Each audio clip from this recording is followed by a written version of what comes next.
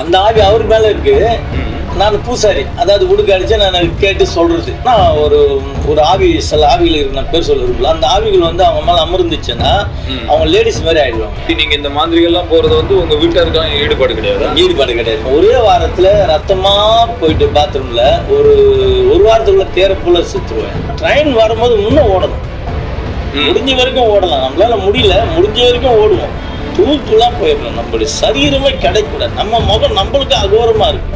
ஏன்னா நம்மள யாரும் பார்க்க வேண்டாம் இன்னும் சொல்லிட்டு ட்ராக் மேல போயிட்டே இருக்கேன். அப்படியே மேல பாயிற மாதிரி தெரிஞ்சு வண்டி, அந்த லைட் வெளிச்சம் காலையில இருட்டுல அப்படி பாயிற மாதிரி இருக்குது.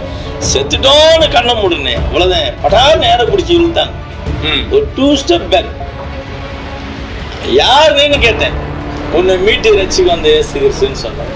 அப்பா போயிட்டு எழுத்தா போல இருந்த அந்த புத்து, அந்த கடப்பறையை கொண்டு போய் குத்தி எல்லாத்தையும் எரிஞ்சு காலி பண்ணி தரமட்டமாக்கி விட்டேன். நான் புத்து உங்க அம்மா தங்கச்சி எல்லாம் டோட்டல் பண்ணி எல்லாருமே செத்துட்டு இருப்பீங்க.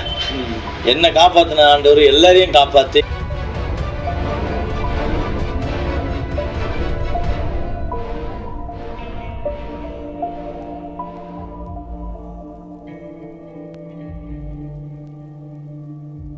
கிறிஸ்துவுக்குள் அன்பானவர்களே, உங்களுக்கு என்னுடைய வாழ்த்துக்கள், ஸ்தோத்திரங்கள். இன்னைக்கு உலகத்துல பாத்தீங்கன்னா தேவனுடைய மகத்துவத்தை நம்ம சொல்லி முடிக்க முடியாது. மிக பிரம்மாண்டமான அளவிலே கர்த்தர் கிரியை செய்து வருகிறார். பயங்கரவாதிகளை, மோசமானவர்களை, அடிமைத்தனத்திலே அழிந்து கொண்டிருக்கிறவர்களை எல்லாம் ஆண்டவர் ரட்சித்து அவருடைய பிள்ளைகளாக்கி கொண்டு வருகிறார். ஊழியத்தின் பாதைகளிலே நாங்கள் ஏராளமான மக்கள் அப்படி சந்திக்கிறோம், ஆச்சரியப்பட்டிருக்கிறோம், சந்தோஷப்பட்டிருக்கிறோம், கழிவுர்ந்திருக்கிறோம். இங்கே இன்றைக்கு நம்முடைய மத்தியில ஒரு அருமையான கர்த்தருடைய தாசன் வந்திருக்கிறார். அவரை பற்றி நம்ம கேட்க போறோம். அவருடைய வாழ்க்கை எப்படி இருந்துச்சு, அவர் எப்படி வாழ்ந்தார், அவர் எதையெல்லாம் சந்தித்தார், அவர் எந்த எல்லை மட்டும் கடந்து போனார், கடைசியில் அவர் எப்படி கர்த்தருடைய பாதையிலே வந்தார் என்கிற விஷயத்தை நம்ம நேரில் கேட்க போறோம். கேளுங்க, அனுபவிங்க, சந்தோஷப்படுங்க. கர்த்தர் உங்களை ஆசீர்வதிப்பார். ஐயா, உங்க பேர் சொல்லுங்களேன். பாஸ்டர் பிரபாகரன். இப்போ நீங்க பாஸ்டர் பிரபாகரன். இந்த பேர் மணிவண்ணன். மணிவண்ணன். அதாவது நீங்க அப்போ பிறவியில நீங்க வந்து கிறிஸ்தவர் இல்ல? இல்ல. ஓஹோ. அப்பா பேர் என்னங்க? பரந்தாமன். உங்க அப்பா பேர் பரந்தாமன். அம்மா பேர் லட்சுமி. லக்ஷ்மி. அப்ப நீங்க வந்து வேற ஒரு நம்பிக்கையில வாழ்ந்துட்டு இருந்தோம். சரி சரி சரி. இப்போ உங்க கூட பிறந்தவங்க 5 பேர் பெண்கள், நான் ஒருத்தன் பையன். ஓ, 5 பேர் பொம்பளை பிள்ளைங்க, நான் ஒரு பையன். ஒரே பையன். ரொம்ப செல்லமால இருந்திருப்பீங்க. ஆமா, பயங்கர செல்வம். ரொம்ப செல்லமா வளர்த்தாங்க. எந்த அளவுக்கு அந்த செல்வாக்கு இருந்துச்சுங்க? நல்ல வீடு வசதி எல்லாம் நல்லா இருந்ததுயா. வேசார்பில்ல தேசிகானந்தபுரத்தில் வீடு இருந்தது. நிறைய மாடுகள்லாம் இருந்தது. வேலையாட்கள்லாம் இருந்தாங்க வீட்டில். அப்போ வந்து அந்த வெங்கல சொம்பில் பாலை கறந்து அப்படியே காசாமல் கொண்டு வந்து கொடுப்பாங்க, சூடாக குடிக்க சொல்லி. நல்லா பாசமாக வளர்த்தாங்க.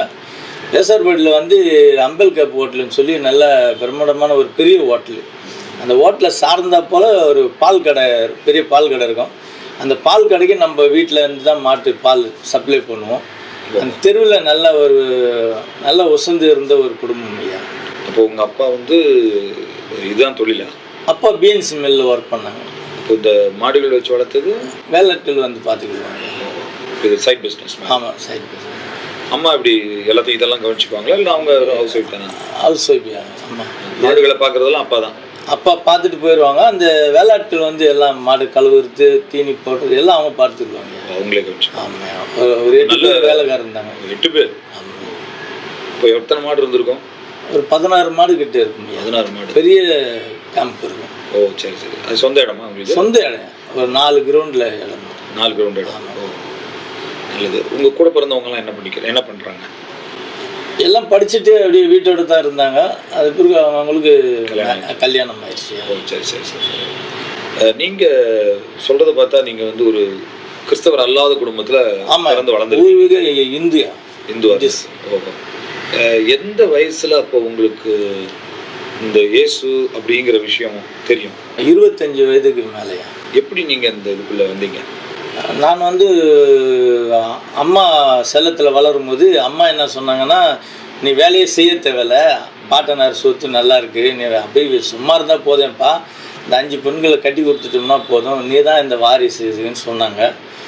அதனால் ஒரு பெருமை எனக்குள்ளே வந்ததுனால, சரி நம்ம எதுவும் வேலை செய்ய வேண்டியது இல்லைன்னு சொல்லி என்னுடைய பாட்டனார் வீடு வந்து ஒரு 1 கிலோமீட்டர் தொலைவில் இருக்கும்.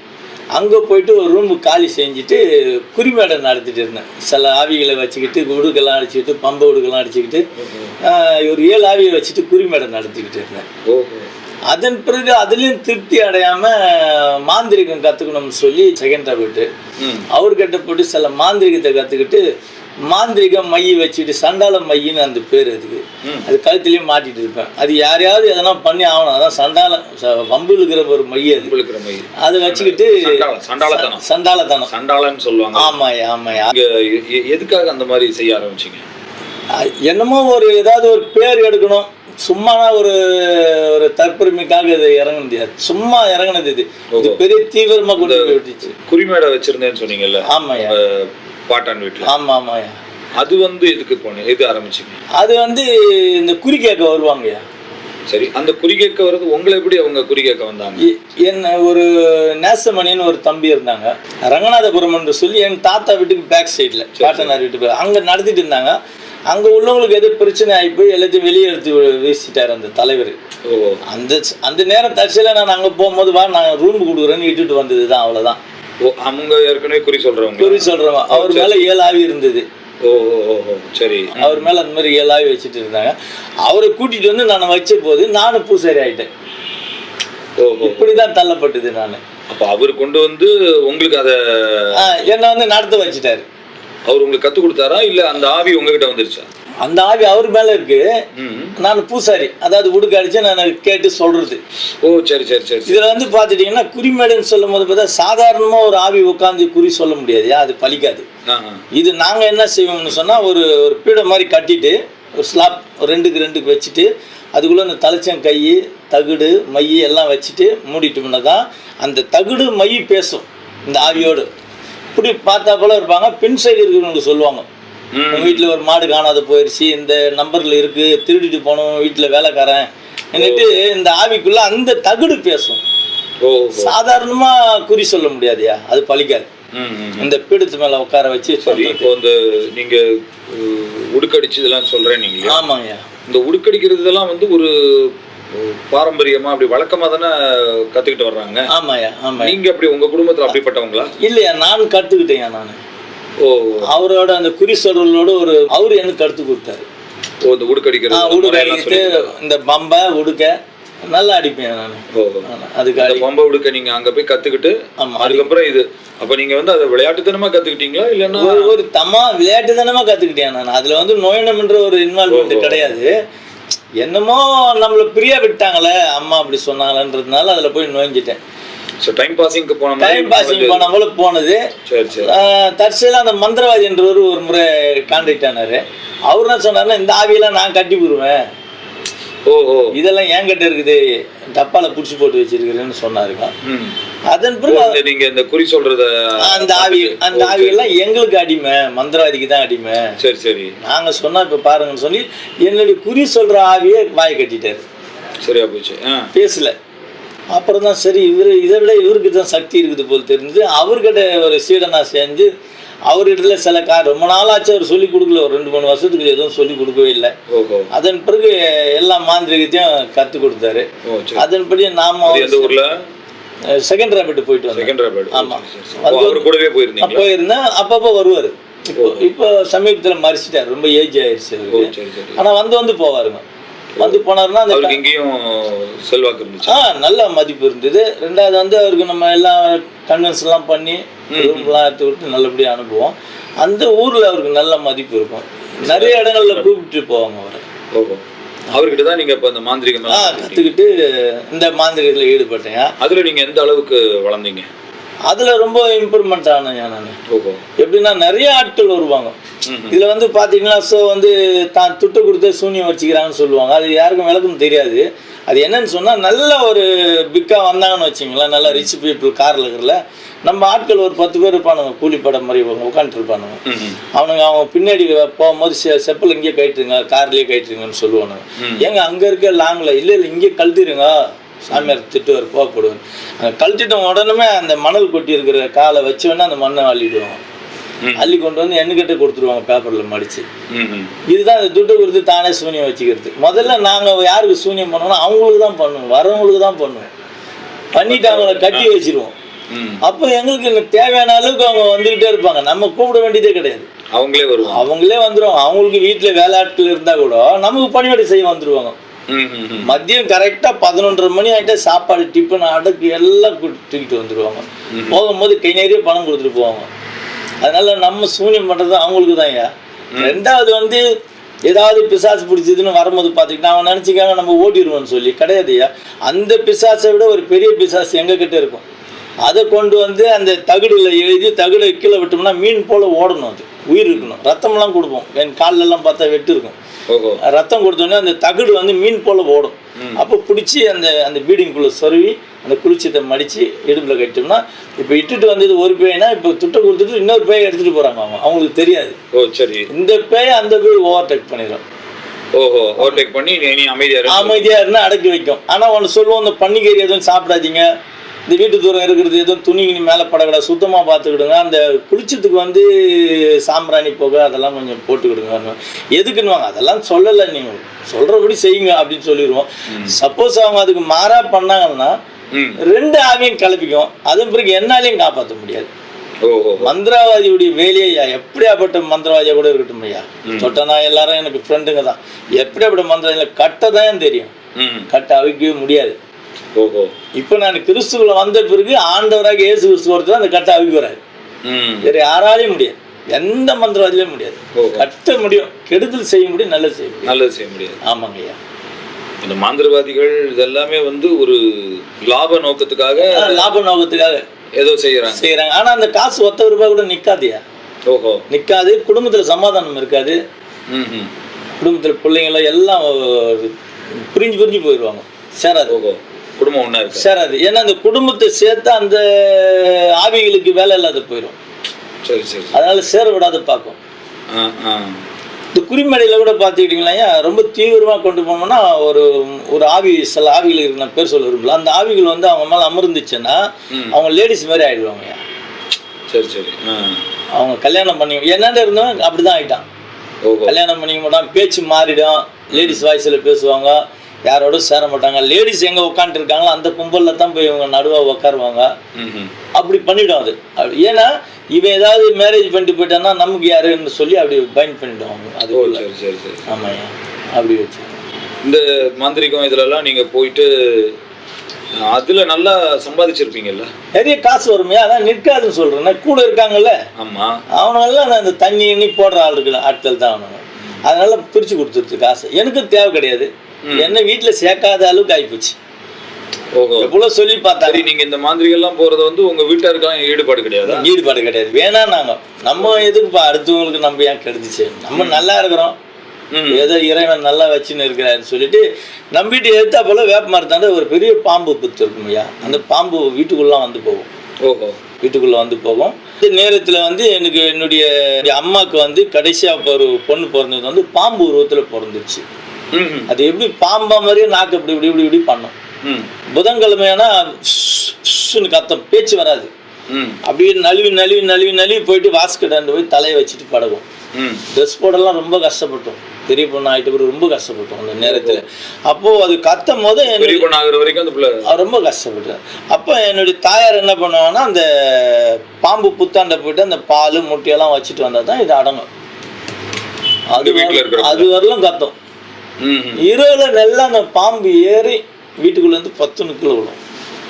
அப்பா அடிக்க வாங்கினாருன்னா ஏதாவது எடுத்து 3 முறை சத்தியம் அடிக்கும், நான் எதுவும் பண்ண வரல, அதை புரிஞ்சுக்கிறோம். இந்த பொண்ணை பார்க்க வந்துக்கிறேன்னு கொஞ்ச நேரம் நல்லா அப்படி பார்த்துட்டு அது வந்தால் இதுவும் நல்லா விளையாடும். உருளும், இப்படி உருளும், அப்படி உருளும். ரொம்ப கொடுமையான சூழ்நிலை தான் இருந்தாங்க விருந்தில் இருக்கும்போது கூட. இதுக்கு மாறா நீ வேற இப்படி பண்ணாதப்பா, நமக்கு நல்லா இருக்காது, எதுக்கு அடுத்த குடும்பத்தை நம்ம எதுக்கு கெடுப்பானே. அது உங்க வீட்டுல உள்ள ஒரு பிள்ளை? ஆமா, என் கூட பிறந்தவங்க ரத்தத்துல. ஆமா. அவங்க இப்ப எப்படி இருக்காங்க? அவங்க இறந்துட்டாங்கய்யா. கிறிஸ்துக்குள்ள வந்த பிறகு நாங்க ஜபிச்சோம், அந்த இதெல்லாம் போயிடுச்சு. ஆமா, வாலிமான பிள்ளை எப்படி நாங்க ஒன்றும் பண்ண முடியாதுயானும் போது அப்போ ஆவியானவர் பேசினாரு. அந்த பாஸ்டர் கூட இந்த மாதிரி கர்த்தர் அந்த ஜீவனை எடுத்துட்டு வரமா, இருக்கிறது பலன் இல்லை அந்த பிள்ளை சொன்ன உடனே அந்த வீக்லேயே மாறிச்சிச்சு. அப்படியே படுத்துட்டு இருக்கும்போது அப்படியே சிக்கா இருந்தாங்களா இல்லை நல்லா இருந்த அப்படியே கண்ணை மூடிட்டாங்க. வாய் அதான் ஏற்கனவே வாய் பேச்செல்லாம் வராது, நிற்கவும் முடியாது, இப்படி இப்படி பாம்பு மாதிரி தான் பின்னிட்டு இருக்கும். யாருன்னா பார்த்தா கூட பயப்படுவாங்க. அந்த நாக்கு அப்படி அப்படியே அப்படி அடிக்கும் பாம்பு மாதிரி தான் கத்தம், பேச்சு வராது. அப்படிப்பட்ட ஒரு நெருக்கமான சூழ்நிலையில் இருந்தாங்க. இதுக்கு மேலே நீ ஏன்பா அது மாதிரிலாம் பண்ணுற, நம்ம குடும்பத்தை தான்ப்பா வந்து அடிக்கும், இதெல்லாம் வேணாப்பா. அது சொல்லியும் நீங்கள் கேட்கலையா? கேட்கல, நான் கேட்கல. அந்த மாதிரி அதில் அந்த அளவுக்கு ஈடுபாடா இல்லை அந்த அந்த ஆவிகள் உங்களை அப்படி இழுத்துட்டு போகுது? அந்த ஆவிகள் அது மாதிரி நம்மளை அடிமைப்படுத்துறீங்க, அந்த மைண்டை டைவர்ட் பண்ணுறோம். வீட்டு பக்கம் போகக்கூடாது, நம்ம அப்படியே போனோம்னா அவங்க நம்மளை பகவை மாதிரி பார்ப்பாங்க வீட்டில். ஆமா, எரிஞ்சு வர மாதிரி பார்ப்பாங்க. ஏன் வந்து அப்படி பேசுற அளவுக்கு இருக்கும் வார்த்தை. நான் எதுக்கு வந்த அப்படின்னு நான் நீ வரவே மாட்டேன்ட்டு போயிடுவேன். அப்போ நீங்க ஃபுல்லா அந்த உங்க தாத்தா வீட்டிலே இருந்துட்டேன், அங்கேயே இருந்துட்டேன். அது வருஷம் அப்படி அந்த மாந்திரிகம் இதுல ஈடுபட்டு இருந்தீங்க? எப்படியும் ஒரு 10 வருஷத்துக்கிட்ட இருக்கும் ஐயா. 10 வருஷம். ஆமாய்யா. அந்த 10 வருஷத்துல உங்க வாழ்க்கையில ஏதாவது முன்னேற்றம் இருந்துச்சா? இல்ல எதுவும் கிடையாது, முன்னேற்றமே கிடையாது. எல்லாரும் யார் பார்த்தாலும் நம்மளை வாழ்த்து போகிறது கிடையாது மெயினா. ரெண்டாவது வந்து நம்ம செய்யறது கெடுதல்னு நல்லா தெரியுது. அது நமக்கு திருப்தி அளிக்காது. அதனால அந்த பணம் வந்ததுன்னா கூட இங்க நைட்டுக்கு வந்ததுன்னா மறுநாள் காலையில் ₹1 இருக்காது, எல்லாத்தையும் காலி பண்ணி எல்லாம் காலி ஆகிடும். அவன் எடுத்துட்டு போயிடுவான், நானும் எடுத்துக்க மாட்டேன். அப்போ உங்களுக்கு செலவுக்கு எனக்கு என்ன இருக்குது? அதான் வராங்களே அவங்க வந்து எல்லாம் டிஃபன் சாப்பாடு எந்த ஹோட்டலுக்கு போறீங்க எல்லாம் அவங்களும் பண்றாங்களே. நமக்கு ஒண்ணும் கிடையாது, எல்லாம் காலையில வந்து நம்மளை தட்டி எழுப்பி பிளாஸ்டிக்ல காப்பி கொடுக்குற அளவுக்கு அவங்க வந்துருவாங்க. நமக்கு ஒண்ணுமே கிடையாது, ஒண்ணும் கிடையாது. ராஜபோக வாழ்க்கை. அந்த பல்ல தொலைகிறது தான் ஒரு வேலை, அவ்வளவுதான். மற்றதெல்லாம் அவங்க வர கஸ்டமர் நமக்கு எல்லாம் பண்ணிடுவாங்க. கஸ்டமர் வீட்டுக்கு கூப்பிட்டுருவாங்க, வீட்டுல போனா 2-3 நாள் தங்கி கூட வரலாம். நமக்கு தனி ரூம் ஏசி எல்லாம் போட்டு கொடுத்துருவாங்க. டிஸ்டர்ப் பண்ணாதீங்க அவரை, நம்ம சும்மா தான் தூங்கிட்டு கிடப்போம். அவர் மந்திரத்துல இருப்பார், அது ஒண்ணும் கிடையாது, சும்மா தான் தூங்கிட்டு கிடப்போம். கிடைச்சா போதும் சோகசான்னு இருந்திருப்போம். அப்படிதான் வாழ்ந்துட்டு. நல்லா உங்க வாழ்க்கை நல்லா தான் போயிட்டு இருந்திருக்கு அந்த மாந்திரிக வாழ்க்கை. வாழ்க்கை நல்லா போயிட்டு இருந்துச்சு. ஆனா ஒரு திருப்தி அளிக்காம அதுலயே இருந்த நீங்க எதனால பாதை மாறி இந்த இயேசுவின் பாதையில வந்தீங்க? அதுதான், அப்படியே இருந்துட்டு இருக்கும்போது நிறைய பேருக்கு இந்த மாதிரி சூனிய கட்டு பண்ணிட்டு இருந்தோம். பெரிய ரவுடி, இந்த தெருவில் ஒண்ணுமே பண்ண முடியாது அவனை சொன்னாலாம் கூட அவனுக்கு மைதா மாவுல உருவ எடுத்து ஒரு கைக்குட்ட துண்டு இல்ல அவன் காலடி மண்ணு கொடுத்தா போதும், அதை கொண்டு போயிட்டு நைட்டு அமாவாசை இரவுல தலைச்சம் குய் எங்களுக்கு தான் தெரியும், அங்கே போகும்போது தெரியும். அது மேலே உட்காந்து மைதா மாவு உருவு செய்து உள்ள யூரின் டியூப் போது பாருங்க, அதை கட் பண்ணிட்டோம்னா அவன் ஒரே வாரத்தில் ரத்தமாக போயிட்டு பாத்ரூமில் ஒரு வாரத்துக்குள்ளே தேர போல செத்துருவான். நன்றி ஒரு தேர மாதிரி நவராக செத்து போயிடுவான். எந்த டாக்டர் ஒன்றும் பண்ண முடியாது. அந்த மாதிரி பண்ணிட்டு இருக்கோம். அதனால இந்த மாதிரி சூழ்நிலை பண்ண நமக்கு என்ன ஆயிடுச்சுன்னா அந்த நல்ல ஒரு தாய்மையான மனப்பான்மை இல்லாமல் போயிடுச்சு. வெறிதனம் அதிகமாகி போச்சு. அது எனக்குள்ள இல்ல, அந்த இந்த மாதிரி ஒருத்தர் அழிக்கிறது இல்லைன்னா ஒருத்தருடைய லைஃபை காலி பண்றது இல்ல சிக்காக்குறது, ஆமா இந்த மாதிரி அவங்க பைத்தியம் இதெல்லாம் வரும்போது உங்களுக்கு வந்து ஒரு குற்ற உணர்வு இல்லைன்னா ஒரு என்னடா இப்படி பண்ணிட்டோமே அந்த மாதிரி ஒரு பாவம் அதெல்லாம் வராது? அது வராது, வெறித்தனமா ஆயிடுமே. அங்க போய் உட்காந்து போனாவே யார் முகத்தை பார்த்தாலும் வெறித்தனமா இருக்கும். என்ன சொல்லு அப்படின்னு தான் கேட்போம், கண்டி ஒரு தாய்மையா வராது. அங்க விட்டு எலும்பி கொஞ்சம் வெளியில வந்துட்டோம்னா தாய்மையா பேசுவோம். ஆமா, சாதாரணமாயிரும். அந்த இடத்துல உட்காந்தாவே என்ன சொல்லுங்க மடமடன்னு சொல்லுங்க, டைம் எடுக்காதீங்க, டைம் கிடையாது, அப்படி பேச ஆரம்பிச்சிருவோம். அவங்கள ஒத்துரி பேசுவாங்க, என்ன இப்படி பேசுறாங்களேன்னு சொல்லி பயந்துருவாங்க. அப்போ உங்களுக்கு அதனால வந்து எந்த மகிழ்ச்சியும் கிடையாது, திருப்தியும் கிடையாது, ஒன்றும் கிடையாது, எந்த சமாதானமும் கிடையாது. ஒரு விதமான ஒரு அடிமைத்தனம் உங்களை அதை செய்ய வச்சு. ஆமா, ஒரு அடிமைத்தனம். இந்த மாதிரியான ஒரு அடிமையில நம்மளை கொண்டு போயிடுச்சு. அது மெயினாக கொண்டு போய் லாக் பண்ணிடுச்சு. சரி சரி சரி. அப்பா அம்மா பார்க்கக்கூடாது, யாரையும் பார்க்கக்கூடாது, கூட பிறந்தவங்கள பார்க்கக்கூடாது. சரி, அப்புறம் எப்படி உங்க வாழ்க்கையில இன்னைக்கு நீங்க வேற ஒரு பாதையில பயணம் பண்ணிட்டு இருக்கீங்க? ஆமாம். அப்போ அது பிறகுயா நான் ரட்சிப்புக்குள்ளே வந்து ஒரு ஸ்டேஜ் இந்த மாதிரி நிறைய செய்வினை பண்ணிட்டு இருந்தேன். அதுக்கு அடுத்தபடி பாருங்க, ஒரு குடும்பமே சந்தோஷமா இருக்குதுன்னு சொன்னால் அவங்க காலடி மண்ணுங்களை எடுத்து வந்து கொடுத்தாங்கன்னா அது வேலைப்பாடு பண்ணி ஓடுற தண்ணியில் கரைச்சி விட்டோம்னா குடும்பமே பராமரிக்கப்படும், வீடே தரிசாயிடும். வீடு ஒன்றுமே இல்லாத தரமட்டமாக போயிருமையா. குடும்பத்தில் டெய்லி சண்டை நடக்கும், சமாதானமாக குடும்பம் தான் அவங்க. நல்ல டெய்லி அடிச்சுன்னு பொருளுவாங்க, அப்பா அம்மா ஃபுல்லாக அடிச்சுப்பாங்க, அடிச்சு இடிச்சு பொருண்டு எல்லாத்தையும் விட்டுட்டு போயிடுவாங்க. அந்த இடமே யாரோ அபகரிக்கிற நிலைமைக்கு போயிடும். ஓ சரி சரி. அது குடும்பத்துக்கு செய்கிற செய்வினை. இந்த மாதிரி பலவிதமான செய்வினை செய்து நிறைய குடும்பங்களை நாசத்துக்கு தள்ளப்பட்டது. ஆனாலும் இன்னும் வெறியாடுங்களா அந்த நேரத்துக்கு இன்னும் யாராவது வருவாங்களா, ஏன்னா இன்னும் கொஞ்சம் கொஞ்சமா செஞ்சு இன்னும் பெரிய மகிழ்ச்சி ஆடினா அதுல தான் மகிழ்ச்சி இருந்தது. ஓ சரி சரி சரி. ஓ, ஒருத்தரை கெடுக்கிறதுல மகிழ்ச்சி, ஒரு குடும்ப நாசமாகிறதுல மகிழ்ச்சி, ஒருத்தன் செத்து போறதுல மகிழ்ச்சி. ஓ, அப்படி அந்த சந்தோஷத்துல போயிட்டு இருந்தது. ஏன்னா பணம் வந்த உடனே இவனுங்க அப்படியே பாகம் பண்ணிட்டு போயிடுவாங்க, எல்லாம் பிரிச்சுக்கிட்டு போயிடுவாங்க. அதனால அவனுங்களும் என்னை விட்டு போக மாட்டானுங்க. ஆமா, டெய்லி பணம் கிடைக்குது. ரெண்டாவது எனக்கு ஆட்கள் வேணும். அதனால நிறைய ஆட்கள் வருவாங்க. எந்த வீட்டுக்கு போனாலும் இந்த மாதிரி ஒரு மாந்திரிகம் பண்ணுறோம், வீடு நல்லா ஆயிடுன்னு சொன்னோம்னா உடனே போய்ட்டு இந்த ஓம கொண்டு ஏற்றிடுவோம். இந்த கல்லெல்லாம் கட்டி உள்ளே வந்து 9 நவதானியம் சமத்துக்கெல்லாம் போட்டு எரிய விட்டுருவோம். எரிய விடும் போது பார்த்துக்கிட்டிங்கன்னா அந்த சணலெல்லாம் அடைச்சிடுவோம், புகை வெளியே போகக்கூடாதுன்னு சொல்லி. ஏன்னா புகை வெளியே போனால் 4 பேர் வந்துட்டாங்கன்னா அதை ஊரை ஏமாற்றவனுங்க, அவனை போய் அப்படின்றவாங்களேன்னு சொல்லி சணலை அடிச்சிடுவோம். உள்ளே தண்ணி கொட்ட வைப்பாங்க அவங்க. இதுக்கு முன்னே என்ன செய்வாங்கன்னா இந்த 10 பேர் வச்சுருக்கும் பாருங்க, இவங்கள வந்து இந்த வீட்டுக்கு யாரெல்லாம் விரோதி அதை போய் நீங்கள் கண்டுட்டு வந்துருன்னு சொல்லுவோம். இவனுங்க போயிட்டு அந்த தெரு ஃபுல்லாக விசாரிச்சுட்டு பேரை எழுதிட்டு வந்துடுவாங்க.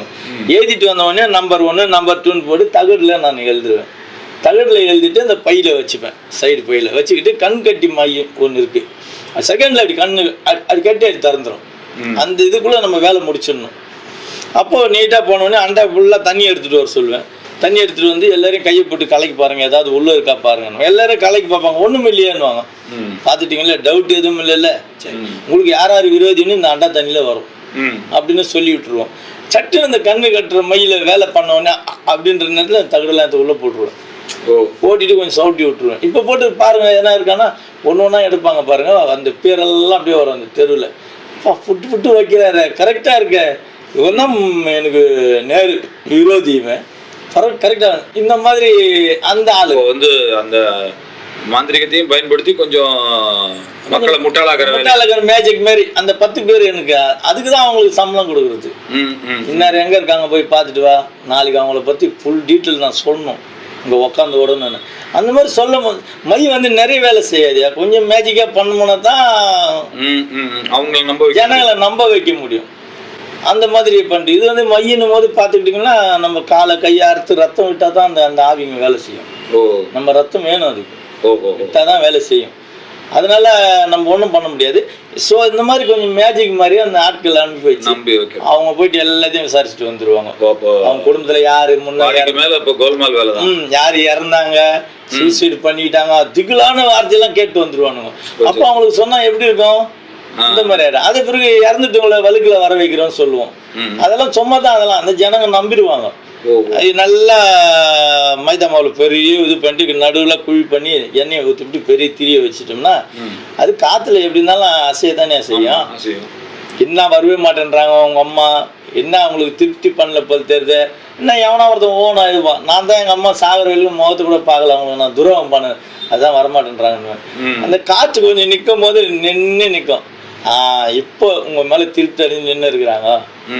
அப்படி சாஞ்சா இந்த பக்கம் அவங்க நீ யாருப்பான்னு, நான் அவங்களுக்கு மூத்த உங்க மேல ரொம்ப பாசமாகறேன் வர வைக்கிறேன்னு சொல்லி சும்மா அந்த நெருப்பினுடைய அசைவை வச்சு அந்த வழக்கு தெரியல, அந்த அந்த காற்றுல எப்படிலாம் அசைவு வருதோ அதுக்கேற்ற அப்படி சொன்னோம்னா அவங்க ஒண்ணு அது கரெக்டா இருந்துச்சுன்னா அந்த சென்டிமெண்ட் உணர்வை வச்சுதான் கேம் விளையாடுறது. சென்டிமெண்ட் தான், ஃபுல்லா சென்டிமெண்ட். அதுல வந்து அவரு கரெக்டா இருந்துட்டாருன்னா கேட்ச் ஆயிடுச்சுன்னா ஓன்னு அழுதுருவாரு.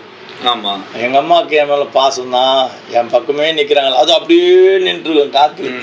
அந்த மாதிரிலாம் பாக்குறது செத்துட்டவங்களை வர வைக்கிறேன்னு சொல்லி அந்த அது ஒரு நாள்.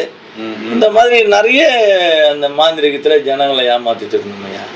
அப்புறம் எப்போ உங்க வாழ்க்கையில மாற்றம் உண்டு? அதன் பிறகு இந்த மாதிரி மாந்திரிகம் அதிகமாக செஞ்சுட்டு இருக்கும்போது ஒரு மலையாள சகோதரி ஒன்று வந்ததுயா. நல்லா செவப்பாக தகன்னு இருந்தது புள்ள, நல்லா ஆக்டிவாக இருக்கிறதுனால இந்த பிள்ளைக்கு ஒன்றும் இல்லை, பணம் கொடுத்தா ஏமாத்திடலாம், கொஞ்சம் வத்தனை தொத்தலமாக இருந்தால் தான் நமக்கு தெரியும் பாதிக்கப்பட்டுக்கும். அந்த பிள்ளை நல்லா ஆக்டிவாக இருக்குது, நல்லா ஒரு 18-20 வயசு இருக்கும், நல்லா இருக்குது, கேரளா பொண்ணு, நல்லா செகப்பாக சுண்டி எடுத்த ரத்தம் அது மாதிரி இருக்குது. நீட்டாக வந்து 10,000 ரூபா கட்டு கொடுத்தது. கொடுத்து எங்கள் குடும்பத்துக்கு ஒரு சமாதானம் பண்ணி வைங்கன்னு சொல்லிச்சு. வீட்டில் ஒன்றும் பிரச்சனை இல்லையா? இல்லை என்ன சொல்லி பிடிச்சி சொன்னோடனே காசை வாங்கிட்டு மந்திரத்தில் உட்காந்து ஆவிகளை அனுப்பிச்சி விட்டா அது ரிட்டர்ன் ஆகி வருது ஆவிகளாம். அது அவங்கள போய் அடிக்க மாட்டேங்குது. அது பிறகு எங்கள் வாத்தியாருக்கு சொன்ன பிறகு எங்கள் வாத்தியார் வந்தார். மை போட்டு பார்த்தியா அவங்க என்ன ஸ்தானத்தில் இருக்காங்க, அவங்களுக்கு யாராவது பண்ணியிருக்காங்களா பார்க்க தேவையில்லையா என்னது? இல்லை வாத்தியார நான் பார்க்கல, தெரியாமல் வாங்கிட்டேன், அந்த பொண்ணு நல்லா இருந்தது, அதனால ஏதோ ஏமாந்து கொடுக்குதுன்னு நான் வாங்கிட்டேன், தப்பு என் மேலே தானே. சரின்ட்டு அவர் உட்காந்தாரு. மையை கையில் வச்சுக்கோ, தண்ணி பாட்டில் தண்ணி மந்திரம் சொல்லி வச்சுக்கோ, சப்போஸ் நான் ஏதாவது பேசிட்டு இருக்கும்போது விழுந்துட்டேன்னா என்ன அடிச்சிச்சுன்னா அந்த ஆவி, இந்த தண்ணி தொலைச்சி என்னை எழுப்பி விட்டுரு, இல்லைன்னா ஏன் உசுறு போயிடும் அப்படின்னு சொல்லிட்டு உக்காந்தாருங்க. உக்காந்துட்டு மாந்திரிகம் பண்ணும் போது இவர் அனுப்புகிற ஆவியெல்லாம் ரிட்டர்ன் வருது. எல்லாம் ரிட்டர்ன் வருது, ஒன்றுமே முடியல, குருஸ்தானமே அடிபட்டு போச்சு. அதன் பிறகு அம்மா அனுப்பிச்சு வச்ச ஆவி அடிச்சது கிலோ வந்துட்டாரு. கிலோ வந்து மூக்குல வாயில ரத்தம் வர ஆரம்பிச்சிருச்சு. அப்புறம் தண்ணி தெளித்து எழுப்பினோடனே அவர் சொன்னார், அவன் கேரளாவில் வந்து மலையாள பகவதின்ற ஒரு மந்திரவாதி, அவன் ஒன்றும் பண்ண முடியாது. நம்ம இதில் வந்து நம்பர் 1 பார்த்துட்டிங்கன்னா கல்கட்டாவில் இருக்கிறவங்க பெரிய நம்பர் 1 என் மந்திரவாதிங்க கூடு வருவாங்க. நம்பர் 2 வந்து கேரளாவில் இருக்காங்க, நம்பர் 3 வந்து மதுரையில் இருக்காங்க, நல்ல மந்திரவாதிகள்லாம். அதனால அவர் சொன்னார், இந்த 3 தாண்டி தான் நம்ம பண்ண முடியுமே தவிர இவங்க 3 பேரையும் நம்ம ஒன்றும் பண்ண முடியாது, நம்ம கிட்ட அது மாதிரி ஆவிகள் கிடையாது. இந்த மாதிரி ஆயிடுச்சுன்னு பேசிட்டே இருக்கும் போதே நானும் 10 கிலோ வந்துட்டேன். என்ன அடிச்ச பிறகு அந்த பொண்ணு கிட்ட அந்த ரூபாவை கொடுத்து இப்படி கொடுக்குறேன், 10 ஊங்கிட்டேன். அந்த பொண்ணு காசு வாங்கிட்டு போயிடுச்சு மரபடுன்னு. நான் 10 ஊங்கிட்டேன். எனக்கு மூக்குல வாயில ரத்தம் வர ஆரம்பிச்சிருச்சு. ரத்தம் போகிறது ஈட்டாக தெரியுது, ஆனால் நினைவில் அன்கான்ஸ் அப்படியே கீழே விழுந்துட்டேன். அப்போ அவர் என்ன சொல்கிறாருன்னா, உன்னை நான் காப்பாற்ற முடியாது, உன்னுடைய பெற்றோருக்கெல்லாம் நான் பதில் சொல்ல முடியாது, எப்படி உன் விதி எப்படி அப்படிதான் சொல்லிட்டு அவர் எஸ்கேப் ஆயிட்டார். ஓஹோ. அது பிறகு நம்ம வச்சிருந்த பாட்டில் வச்சிருந்த ஆவிலாம் வந்து சத்தியம் அடிச்சுட்டு உன்னை காப்பாற்ற முடியாது, உன்னை கட்டின மந்திரவாதி பெரிய மந்திரவாதி, எங்களுக்கு அந்த சக்தி இல்லைன்னு எல்லாமே கைவிட்டு போயிடுச்சு அறிஞ்சல. அது பிறகு குத்துவிரும் குழுவிரமாக ஆன பிறகு தான் சரி கடைசியாக அது அம்மா அப்பா போய் பார்த்துருவோம், நம்ம செத்துருவோம் போல் தெரியுது. ஏன்னா வாத்தியாரும் ஒன்றும் முடியாதுன்ட்டாரு, அந்த ஆவிகளும் சத்தியம் அடிச்சு போச்சு, இதுக்கு மேலே ஒரு சக்தி கிடையாது, எது என்ன நம்மளை காப்பாற்ற போகுது, ஊரையே நம்ம ஏமாத்திட்டு இருந்தோம், அந்த தெருவே ஒவ்வொன்று பயப்படுவாங்க, இன்னைக்கு நமக்கு யாரும் இல்லைன்னு சொல்லிட்டு வெளியில் போய் நிற்கிறேன். அப்படியே தலையை சுற்றுது, மழக்கம் ஓவராக இருக்குது. அவர் ரத்தம் வந்து பூரிட்டு அடிக்கியா, ரத்தம் நல்லா பூரிட்டு அடிக்குது. எப்படியும் ஒரு 2-3 பாட்டில் ரத்தம் போயிடுச்சு. உடம்புல ஒன்றுமே இல்லை, ஒரு மாதிரி விலைன்னு ஆயிடுச்சு. உயிர்ந்துருவோமோன்னு பயந்து போகிறேன். பின்னாடி வந்து யாராவது கொலைகாரம் போனோம்னா எப்படி வருவாங்க அந்த மாதிரி வராங்க ஜனங்க. என்னாச்சு இப்படி ரத்தம் ஊற்று நிற்கலையே, ஈர துணியெல்லாம் தூக்கிட்டு வராங்க. யாரும் என்ன ஒன்றும் தொடாதீங்கன்னு சொல்லிட்டு நீட்டாக வீட்டுக்கு போன உடனே அம்மா ஓடியாந்து என்னாச்சின்னு கத்துனாங்க. பாசம் எங்கள் அம்மாவுக்கு என் மேலே. ஒன்றும் இல்லைம்மா இந்த மாதிரி ஆயிடுச்சுமா, நம்ம அந்த ஜனங்களை கொஞ்சம் விரட்டிடுங்க, ஒரு இடமா ஒரு படுத்துறேன். இல்லை ஹாஸ்பிட்டலுக்கு போகலாம், ரத்தம் எங்கே போனாலும் சீராக மாட்டோமா, நான் நீங்கள் படுக்கிறதுக்கு மட்டும் இடம் கொடுங்க, கொஞ்சம் எனக்கு ரெஸ்ட்டு பண்ண பிறகு நான் சொல்கிறேன் உங்ககிட்ட அப்படின்ட்டு படக்கு விட்டாங்கய்யா. ஜனத்தெல்லாம் விரைச்சி விட்டாங்க.